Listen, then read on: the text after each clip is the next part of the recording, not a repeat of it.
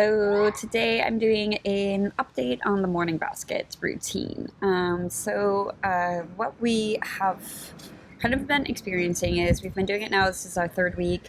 We really enjoy it, but it's not always the same. Like we do have a general pattern that we follow, and what I described in the Build a Morning Basket video with me is, sorry, those are my kids running around in a what's it called? It's not a splash pad per se. I mean, kids are allowed to run through it, but it's more of like a fountain than a splash pad, but they use it like a splash pad.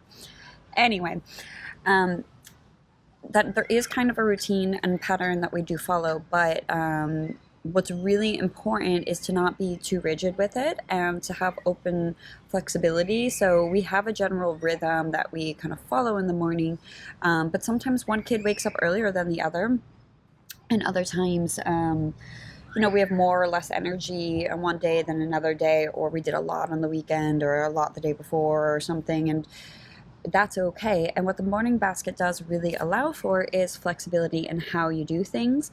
I do think that it's extremely important to start first thing in the morning with some education and some kind of way to be grounded and to connect, even if it's not first thing in the morning, but before it becomes afternoon, like somewhere in the morning period that has got to happen.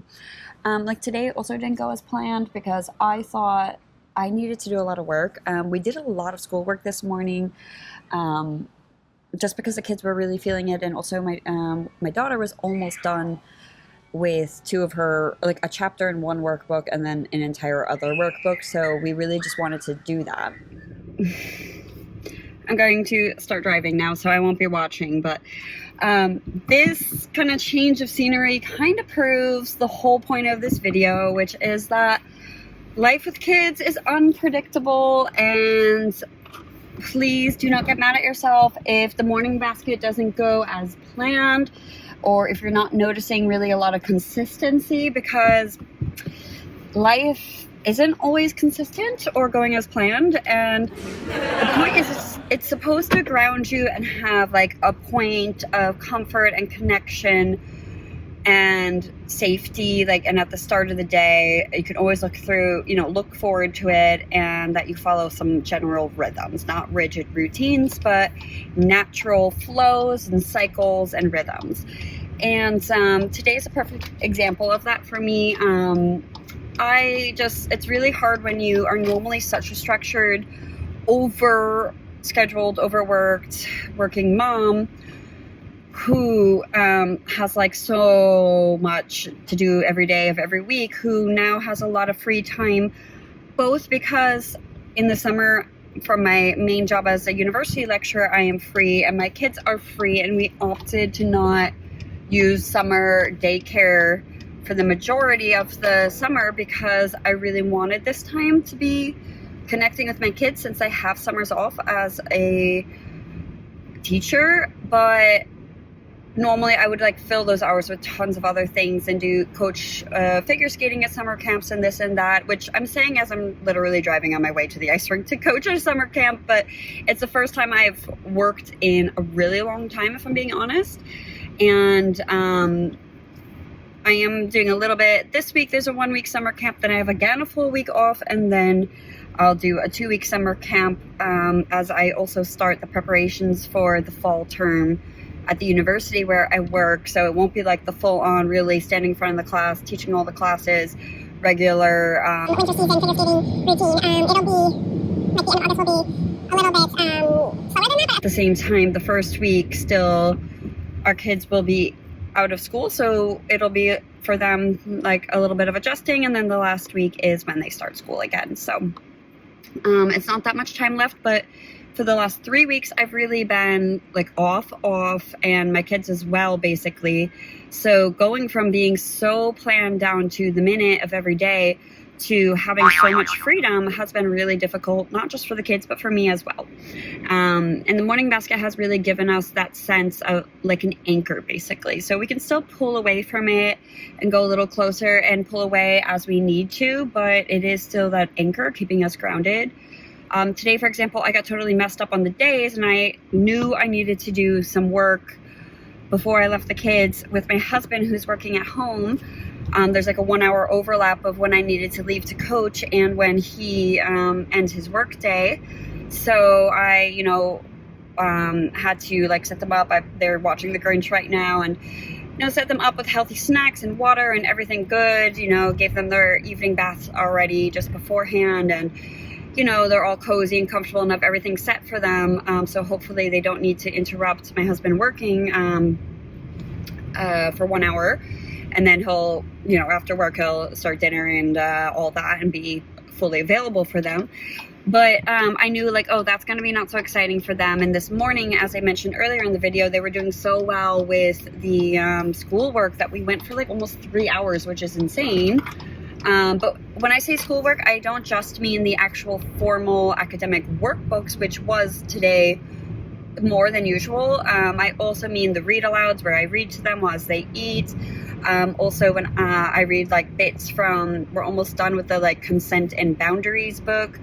And something else, I'm going to put a video up here, is the mindful talk cards that I had actually got for myself or for my university students, but my kids saw them and said, oh, can we look at those? And that honestly has been such a good conversation starter for really fun,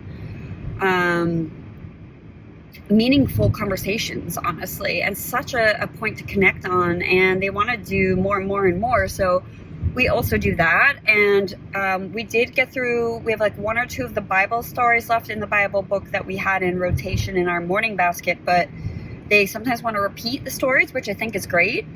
So we're probably going to keep the whole summer that same one Bible story book. I translated anyway, so whatever, it's in English.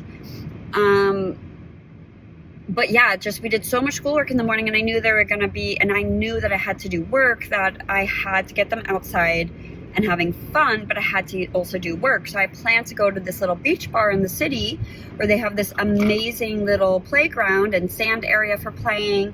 And it's outside. There's a shade area as well as a sun area, and lots of good tables that I could put my laptop on, and it's fully fenced in. So like they couldn't unexpectedly run off if I was distracted by my work.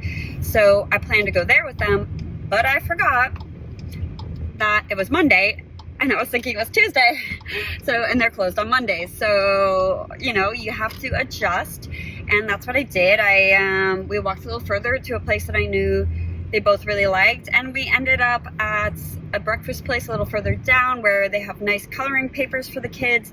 Not really a lot to do. I did have a soccer ball with me, but they really, Faye had her, like, found her little play toy phone that she got for Christmas that she had misplaced, and she found it last night, and I charged it for her overnight, or I told her where it was because I had seen it and she asked about it.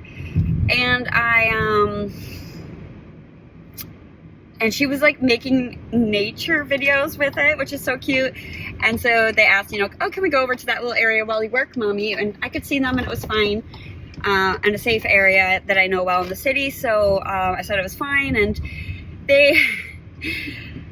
there's like a little splash pad water fountain thing there. And yeah, so they ended up playing in that. And I said, like, just your water wet, but they got soaked. But you know what? That's life. They had fun. We had great food.